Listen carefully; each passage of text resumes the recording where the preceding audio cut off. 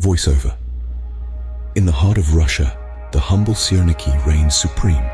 Originating from traditional Russian cuisine, these exquisite pancakes are crafted from creamy farmer's cheese. To make your own syrniki, you'll need the following ingredients: farmer's cheese, eggs, flour, and sugar. Start by mixing 1 cup of farmer's cheese, 2 eggs, 3 tablespoons of sugar, and 4 tablespoons of flour in a bowl until the mix is smooth. Next, form the batter into small, thick patties. Heat a frying pan with a bit of oil over medium heat.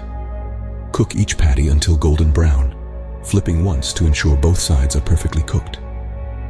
Syrniki are not only popular for their unique texture, but also for their versatile flavor, which balances both sweet and savory elements exquisitely.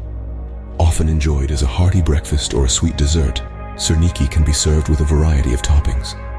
Whether it's a rich dollop of jam, a sprinkle of powdered sugar, or a spoonful of sour cream, each addition only enhances their delightful taste. Perfect with a dollop of jam or sour cream.